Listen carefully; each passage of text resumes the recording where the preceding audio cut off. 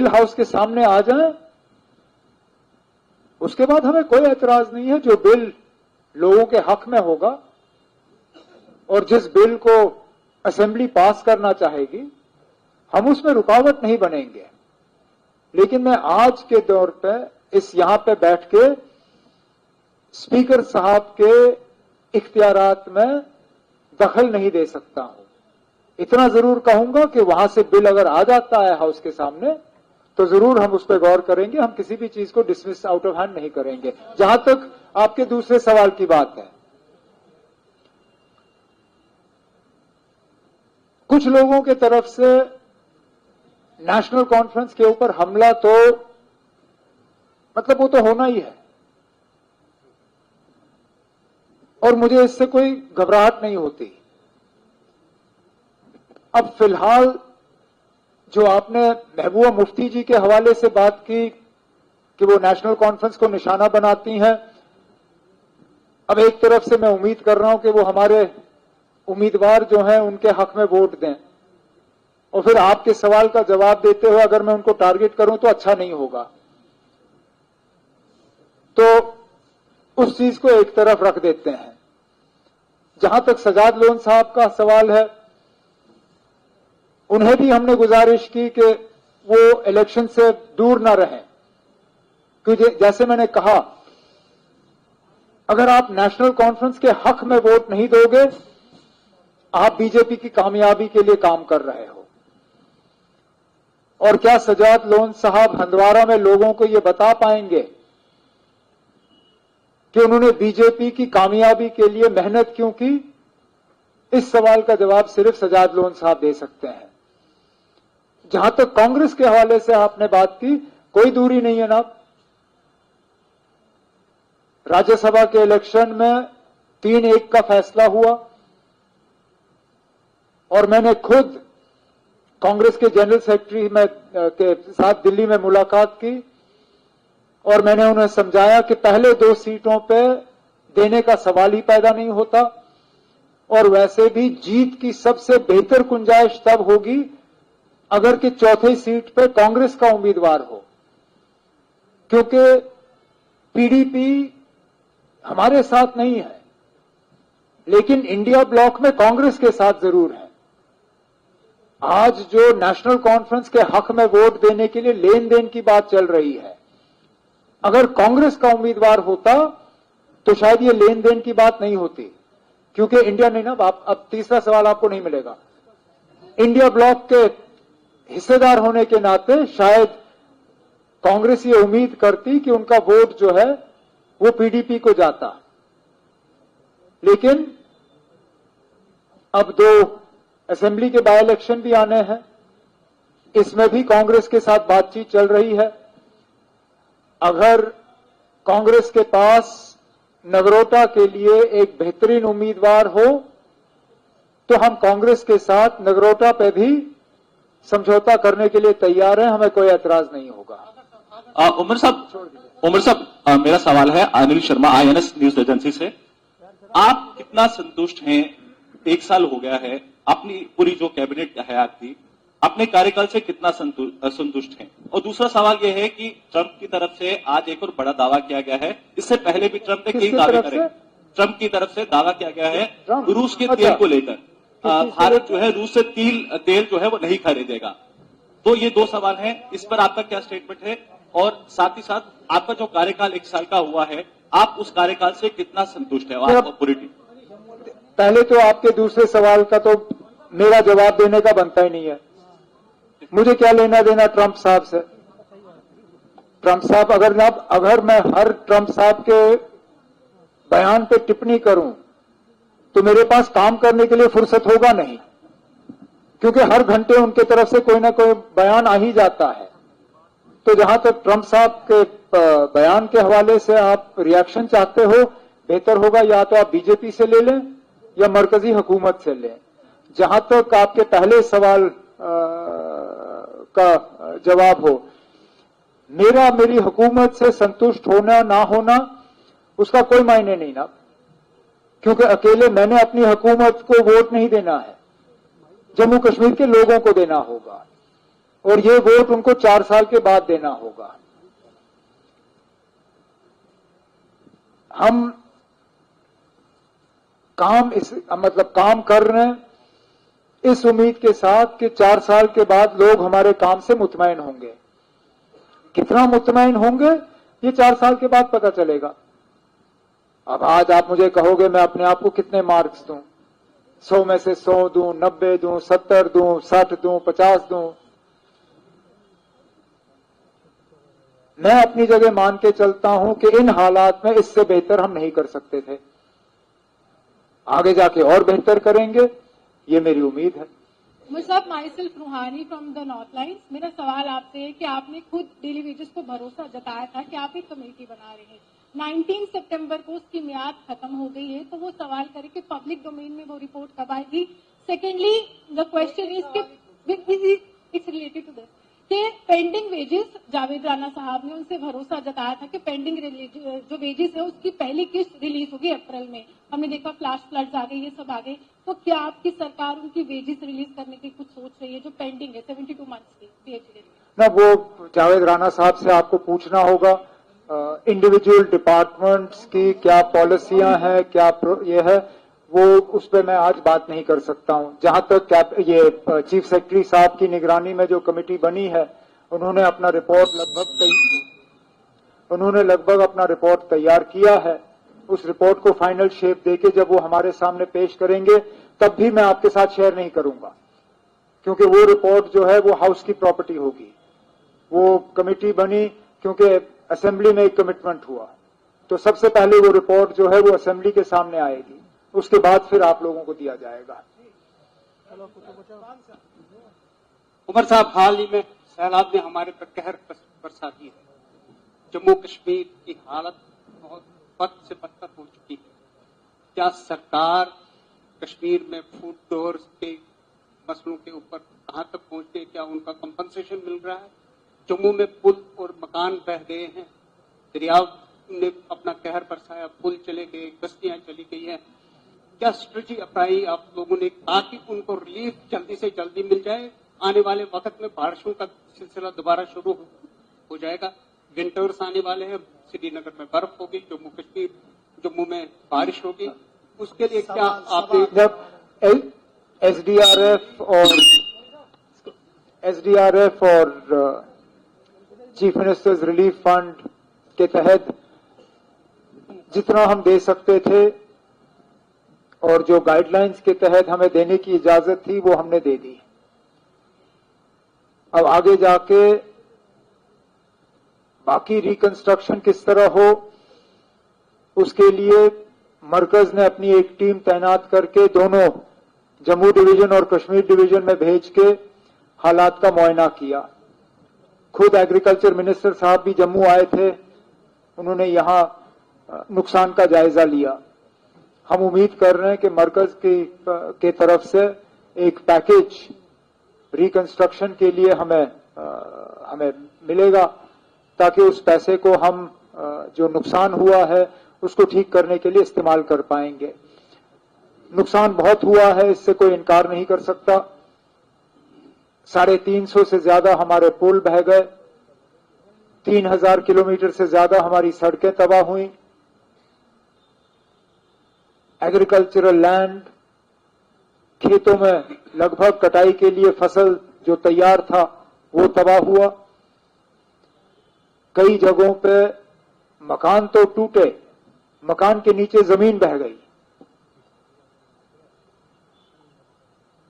हुकूमत अब इस कोशिश में लगी हुई है। मैं उम्मीद करता हूं कि कुछ ही दिनों में वो कागजात जो हैं कैबिनेट के सामने आएंगे, जो हमने लोगों से वादा किया है कि जिन लोगों के मकानों के नीचे से जमीन बह गई है उनको 4 या 5 मरले का प्लॉट और उसके बाद फिर प्रधानमंत्री आवास योजना के तहत फाइनेंशियल असिस्टेंस और बाकी फिर एसडीआरएफ और गवर्नमेंट ऑफ इंडिया के असिस्टेंस के तहत मदद, ताकि वो अपने मकान जो है दोबारा कायम कर सकें। लेकिन उसके साथ साथ मरकज की हुकूमत से ये बात भी चल रही है कि एक सर्वे इस बात का किया जाए कि सबसे ज्यादा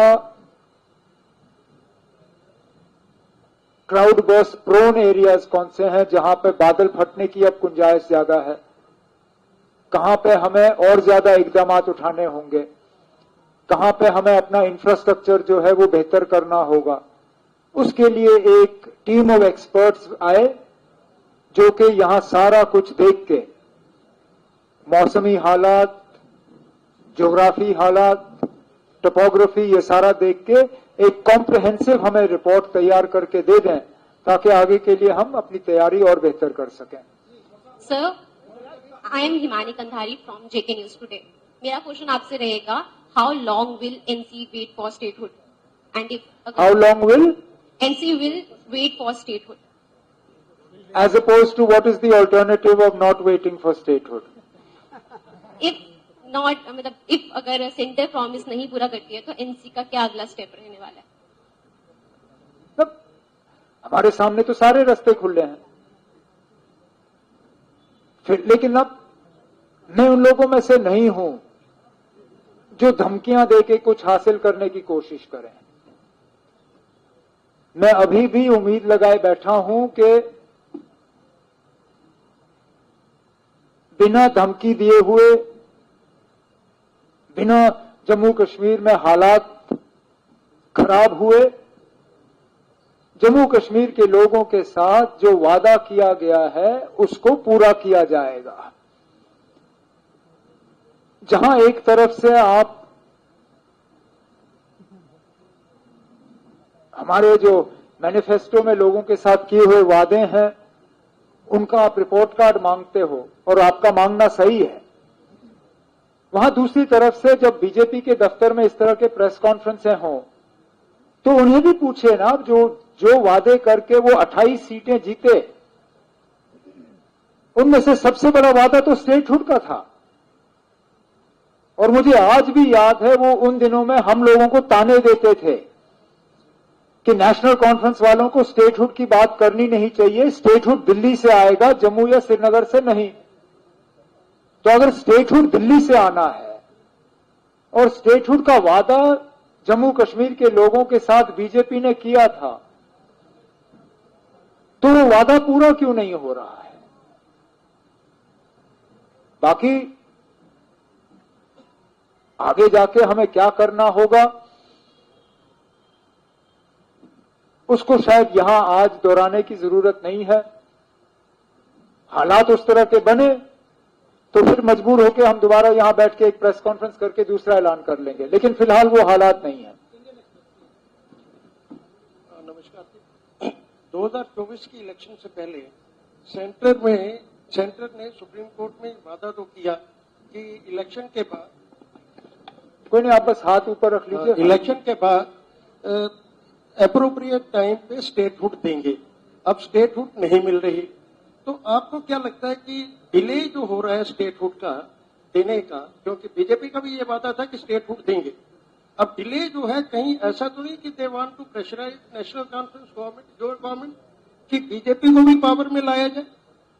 और दूसरा सवाल मेरा ये है कि अभी थोड़ी देर में दरबार मूव भी होगा कुछ दिनों के बाद। हाँ। तो क्या आप वो पुरानी जो ट्रेडिशन है उसको कायम रखेंगे, उसको रिस्टोर करेंगे कि पूरा दरबार मूव हो जम्मू?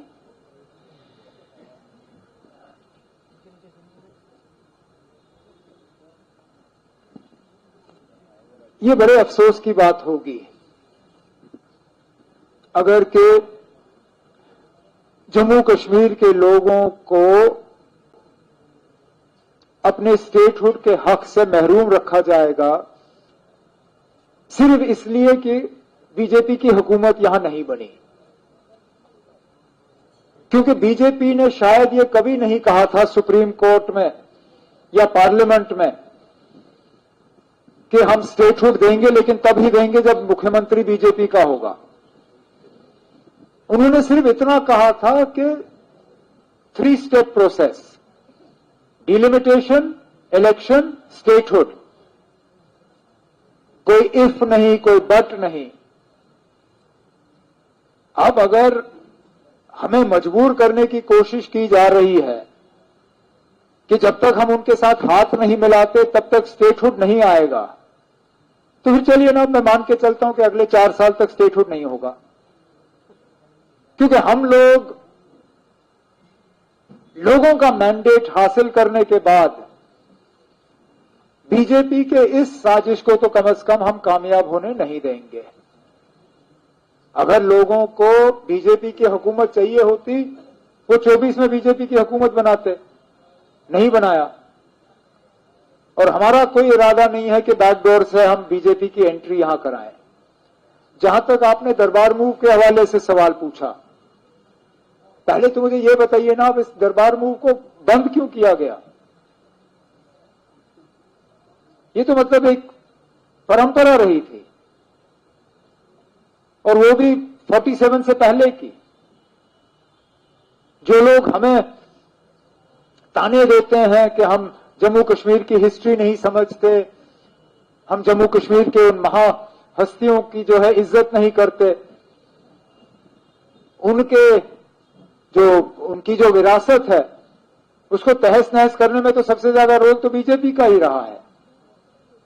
लेकिन हमने लोगों के साथ वादा किया था कि हम दरबार मूव को रिस्टोर करेंगे। कैबिनेट ने रेस्टोरेशन का फैसला जो है लिया, वो फैसला एलजी साहब के पास भेजा गया। एलजी साहब ने अपना दस्तखत उस फाइल पे करके वापस दिया। मैंने आज फुल दरबार मूव के लिए सरकारी फाइल पे जो है अपना दस्तखत डाला हुआ है, और उम्मीद करता हूं कि वो ऑर्डर जारी होगा, और जो पुराना दरबार मूव की जो रिवायत रही है, उस रिवायत को हम रिस्टोर कर रहे हैं। उमर साहब, अपना चैनल कौन सा है वो बताइए। अर्ली टाइम से बोल, तौसीफ कांड तीन दिन पहले, उमर साहब 3 दिन पहले अल्ताफ बुखारी साहब ने प्रेस कॉन्फ्रेंस की। मैं थोड़ा सा विधानसभा चुनाव के ऊपर, जिन 2 सेगमेंट 2 पे चुनाव होने हैं, उनके ऊपर आपसे पूछना चाहूंगा। बडगाम सीट पर उन्होंने कहा कि आगा रहुल्ला साहब इंडिपेंडेंट कैंडिडेट वहां से उठा सकते हैं। क्या हम ये मान सकते हैं, या फिर ये ऐसा हो सकता है कि बडगाम सीट पर आगा रहुल्ला साहब का अपना कैडर हो सकता है, आपका अपना कैडर हो सकता है? आप कुछ भी मान सकते हो ना। मैं कौन होता हूं आपसे ये कहने के लिए कि आप इसको नहीं मानो? आप अगर मानना चाहते हो आप मान लीजिए। जिस तरह से बयान आगा रहुल्ला साहब भी कर रहे हैं। एक सेकंड, आप सवाल पूछो ना। आप सवाल पूछिए। यही सवाल है, क्या ऐसा हो सकता है? या कुछ भी हो सकता है ना, कुछ भी हो सकता है। मैं यहां बैठ के कैसे कर सकता हूं ना कि ये मुमकिन ही नहीं। लेकिन ये मालूम होने लगा है कि नेशनल कॉन्फ्रेंस बडगाम सीट पर 2 कैडर हो सकते हैं। ये मालूम होने लगा। किसको मालूम होने लगा? हम लोगों को मालूम होने लगा। आपको? तो फिर ठीक है ना। चलो, आपको अगर जम्मू में बैठ के बडगाम का इतना मालूम है जितना हमें श्रीनगर में बैठ के मालूम नहीं है, तो मैं क्या कह सकता हूं ना? फिर मुझसे ज्यादा आप बुद्धिमान हो। मैंने शुरुआत में ही अल्ताफ बुखारी साहब का जिक्र किया था। उन्होंने भी कहा कि आगा साहब वहां से इंडिपेंडेंट कैंडिडेट उठा सकते हैं। तो अब अगर रूहुल्लाह अल्ताफ बुखारी साहब के मशवरे के मुताबिक काम करना चाहते हैं तो उनको कौन रोक सकता है? लेकिन इस तरह का कोई असेसमेंट या इस तरह की कोई बात जो है हम ग्राउंड से नहीं सुन रहे हैं। अब अल्ताफ बुखारी साहब कोई शोषा डालना चाहे और उस पर आप जैसे लोग उछल कूद करें तो मैं कैसे रोक सकता हूं इस चीज को? Hi, Umar Saab. Umar Saab, my question is related to Darbar move. If you remember, once you had said that why should the Chief Minister, why should the ministers and bureaucrats move to Srinagar during scorching summers in Jammu, and why should Chief Minister, ministers and bureaucrats move to Jammu during harsh winters in Kashmir Valley? It should be the other way around. So what's your stand on the Darbar move issue as far as did you have a stand when the Darbar move was stopped? For all that time you people were silent. जब बंद हुआ तब किसी ने शोर नहीं मचाया। बंद करने वालों को इलेक्शन में शाबाशी भी दी। और जब हम दरबार मूव को रिस्टोर करने की बात करते हैं तो हमसे पूछा जाता है ना, आपने तो इससे ज्यादा ही कहा। कम से कम पहले रेस्टोरेशन के लिए तो आप कहिए ना कि हाँ आपने अपना वादा पूरा किया। बाकी अगर आगे जाके इसको चेंज करना होगा उस पर हम बाद में सोचेंगे ना। do you stand by your past statement? Please. One question, यार. That's it. Our manifesto is in front of the people. What we promised in the manifesto, we have committed, we have delivered. What I talked about was not a sovereign commitment of the government. It was an idea. It is an idea that I am happy to discuss both with the people of Jammu and the people of Srinagar. But at the moment, I think you should focus on what is important, which is that Jammu was marginalized by the people who claim to be the true representatives of Jammu. And Jammu's marginalization has been stopped by those people who have traditionally been seen as anti-Jammu. You have always painted us as a Kashmir party, not a party of Jammu Kashmir. With this step of restoration of the Darbar move, I hope to some extent we have addressed the propaganda that we are a party of Jammu and Kashmir, not a party of any one particular province. Umar Sahab, one more question. Umar Sahab, as far as the statehood issue is concerned, Who are you giving it to, Tanveer? चलो ना आप।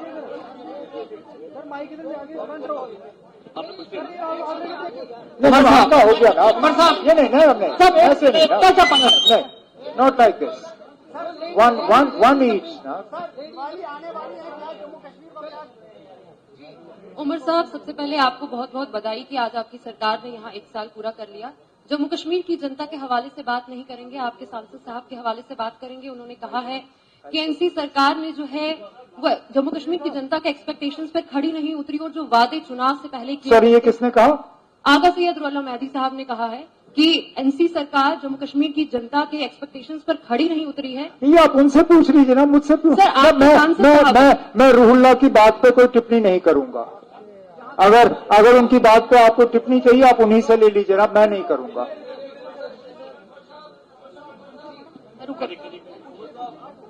मुझे मत कहिए ना, he is conducting it, I am only answering.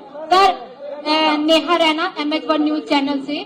मेरा सवाल ये है कि थोड़े दिन पहले जैसे 6-7 तारीख को जो बारिश हुई, तूफान आया, तो किसानों की जो चावल की फसल जो है वो पूरी तरह से तबाह हो गई। तो उसके लिए आपका क्या क्या सोच रहे हैं उनके बारे में और क्या प्रावधान है? जैसे मैंने आपसे कहा कि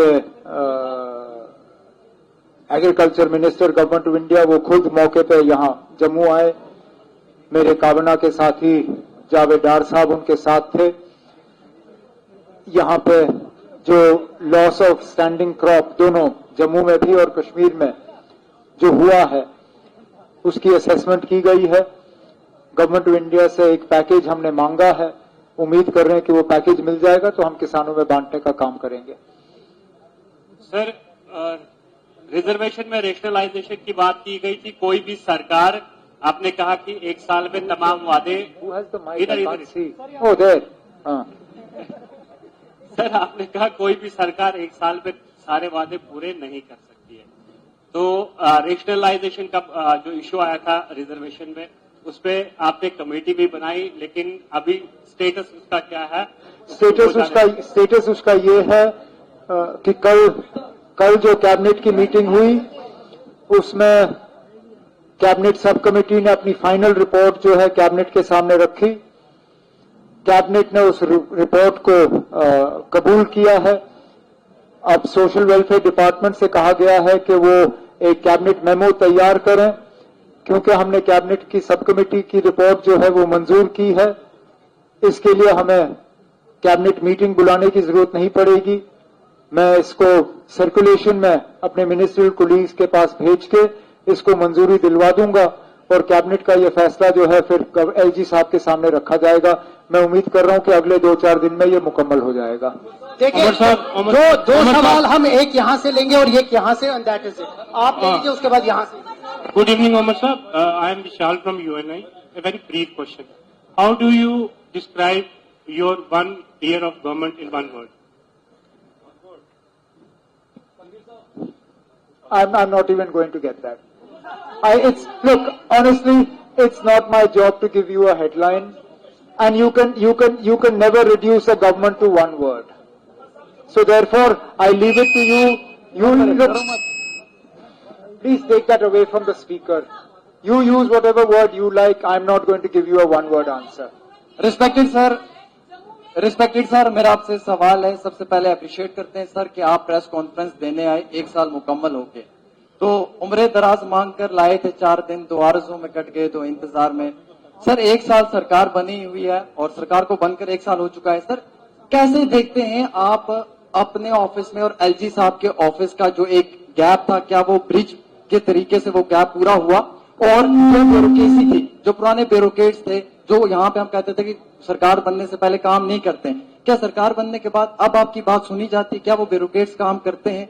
क्या दिल्ली? अब देखिए, अब मैं एलजी साहब और गवर्नमेंट के ताल्लुकात के बारे में कोई बात करूंगा नहीं, क्योंकि आपको ये अज्यूम करना ही नहीं चाहिए कि ताल्लुकात ठीक नहीं है। हम काम कर रहे हैं और जम्मू कश्मीर की बेहतरी के लिए काम कर रहे हैं। सर क्या जहां तक आपने अफसरों के हवाले से बात की, जितना हमने किया है अभी तक, क्या वो मुमकिन होता अगर अफसरों के साथ हम काम नहीं कर रहे होते? आखिरकार किसी भी हुकूमत के लिए अपने एजेंडा को मुकम्मल करने में अफसरों का साथ जो है वो जरूरी होता है। सर दिल और आप ना 10 सवाल मत करिए। आपने मुझसे सवाल पूछा, मैं आपको जवाब दे रहा हूं। जिस तरह हाथ के 5 उंगली बराबर नहीं होते, उस तरह किसी भी हुकूमत में सारे लोग बराबर नहीं होते। और ये सिर्फ जम्मू कश्मीर यूनियन टेरिटरी की बात नहीं है। इस मुल्क में किसी भी रियासत में आपको तमाम अफसर बराबर के नहीं मिलेंगे। ज्यादातर अफसर अच्छे होंगे, बीच में एक आध अफसर ऐसा होगा जो काम नहीं करना चाहेगा। यहां पे भी वही हाल है। हमारे और बाकी मुल्क में इसमें कोई खास फर्क है नहीं। हमने देखा कि जम्मू में जो जम्मू की बात मैं करना चाहता हूं, जम्मू में दरबार मूव और जो कटरा का यात्रु था, वो यहाँ पे आते थे और जम्मू के बिजनेस को बढ़ावा मिलता था। एक चीज तो आपने कर ली कि जो दरबार मूव था उसको तो आपने रिकवर करने की कोशिश कर रहे हैं और आपने बोला भी इस प्रेस कॉन्फ्रेंस। मगर जो यात्रु यहाँ जम्मू में आते थे, अब वो डायरेक्ट कटरा जाते हैं। जम्मू के बिजनेस को बहुत बड़ा नुकसान हो रहा है। उस आगे उस बिजनेस को बढ़ाने के लिए आपकी सरकार क्या कर रही है और क्या कर रही है? देखना, मैं मजबूरन माता वैष्णो देवी की यात्रियों को जम्मू में रोक नहीं सकता हूं। जो सिर्फ और सिर्फ दर्शन करने आना चाहते हैं वो तो दर्शन करके निकल ही जाएंगे, लेकिन हमारी कोशिश है कि उनमें से वो लोग जो 1-2 दिन यहां रुकना पसंद करेंगे, उनके रुकने के लिए हम कोई इस तरह के इकदाम बनाएं, कोई इस तरह के कोई चीजें बनाएं ताकि वो न सिर्फ यात्री बने, वो टूरिस्ट भी बने। उसमें बॉर्डर टूरिज्म सुचेतगढ़ को लेके वो उस पर हम ध्यान दे रहे हैं। जम्मू को या जो झील जो मेरी हुकूमत में शुरू हुआ था, अब उसको हम मुकम्मल कर रहे हैं। उसके दोनों किनारों पे हम अच्छे वो टूरिज्म के एसेट्स कायम करेंगे ताकि वो इलाका न सिर्फ खूबसूरत हो बल्कि उसको सही इस्तेमाल किया जा सके। पिलग्रिमेज सर्किट कि वो लोग जो माता वैष्णो देवी के दर्शन के लिए आ रहे हैं, जो हमारे बाकी और तीर्थ स्थान है वहां पे भी आए। हमारी कोशिश ये है कि जो दर्शन करने के लिए आते हैं उनमें से अगर 15-20% भी दाएं बाएं थोड़ा घूमे तो जम्मू की इकोनॉमी को काफी फायदा होगा। लेकिन ये हम उनको मजबूर नहीं कर सकते। हम सिर्फ वो एसेट्स क्रिएट कर सकते हैं, हम उनके सामने ये प्रोग्राम रख सकते हैं, बाकी उस पर चलना ना चलना उनकी अपनी मर्जी है। लेकिन जो हुकूमत के हाथ में है, जैसे दरबार मूव, वो फैसला तो हमने लिया है और हम उम्मीद करते हैं कि उससे जम्मू की इकोनॉमी को थोड़ा फायदा तो पहुंच ही जाएगा। जम्मू में चिंता का माहौल शुरू हो गया है, प्रीपेड मीटर्स लग रहे हैं, यानी कि बिजली प्राइवेट हो रही है। नहीं ना, sorry, prepaid meter is not privatization. Prepaid meter is not privatization. Prepaid meter is only a meter. जब आप अपने प्रीपेड स्मार्टफोन से, please take it away from the speaker, जब आप अपने प्रीपेड स्मार्टफोन से परेशान नहीं होते हो तो आप प्रीपेड बिजली मीटर से परेशान क्यों हो? है तो वही चीज। आप पहले पैसा भरते हो फिर मोबाइल इस्तेमाल करते हो, बिल्कुल इसी तरह आपके यहां मीटर लगेगा, आप पैसा भरिए और बिजली इस्तेमाल करिए, इसमें परेशान होने की क्या। और मैं माफी चाहता हूं, आपके सवाल से ऐसा लगता है जैसे ये मीटर सिर्फ जम्मू में लग रहे हैं। ये मीटर सब जगह लग रहे हैं। मेरी बहन के घर में गुपकार पे इसी तरह का प्रीपेड स्मार्ट मीटर लगा हुआ है। मेरी आंटी के घर पे बिल्कुल मेरे घर के दूसरे तरफ उनके घर में प्रीपेड स्मार्ट मीटर। वो अपने फोन पे चेक करती हैं कि क्रेडिट बैलेंस कितना है। जब कम होना शुरू हो जाता है वो अपने मीटर में और पैसा चढ़ा देती हैं और बिजली इस्तेमाल कर जाती हैं। अगर मेरे रिश्तेदार ये कर सकते हैं और उन्हें कोई परेशानी नहीं है, आम यहाँ बाकी लोगों को इस चीज की परेशानी क्यों? उमर साहब एक नैरेटिव जो है उमर साहब एक नैरेटिव जो है वो जम्मू में सेट होता दिख रहा है जब से आपकी सरकार आई है, ऐसा माना जा रहा है और कहा भी जा रहा है, ऐसा माना जा रहा है कहा भी जा रहा है कि स्टेटहुड के पीछे बाकी कोई काम नहीं हो रहे, इसलिए आपकी सरकार जो है स्टेटहुड दोहराती है बार बार। इससे आप कितनी वाकफियत रखते हैं? मैंने कभी स्टेटहुड के ना होने का बहाना के तौर पे इस्तेमाल नहीं किया और मैंने आज भी कहीं पे भी आपको ये नहीं कहा कि हमसे कोई काम नहीं हुआ क्योंकि हमें स्टेटहुड नहीं मिला। मैं सिर्फ ये दोहरा रहा हूं कि स्टेटहुड का वादा मरकज की हुकूमत ने किया है, क्या वो वादा पूरा नहीं होना चाहिए? आखिरकार चाहे हमने सीटें जीती या बीजेपी ने सीटें जीती, स्टेटहुड का वादा तो था ना लोगों के साथ। लगभग 90 मेंबर असेंबली में आप मान के चलिए कि 60, 70, 80 के करीब जो है उन्होंने स्टेटहुड का वादा किया है लोगों के साथ। क्या मरकज की हुकूमत को वो वादा पूरा नहीं करना चाहिए? लेकिन मैंने कभी स्टेटहुड को बहाने के तौर पे इस्तेमाल नहीं किया, ना आगे जाके करूंगा। लास्ट क्वेश्चन है जिनको बोलना है बोलने दीजिए। देखिए ना, one second Tanveer, honourable CM, one second wait.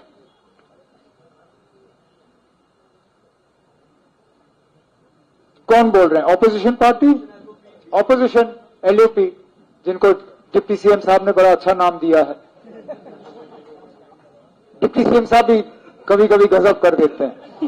मुझे कभी मेरे दिमाग में कभी नहीं आता एलओपी को वो नाम देना, लेकिन अच्छा किया उन्होंने। नाम में ही जवाब है। ऑपोजिशन मतलब के अपोज करना।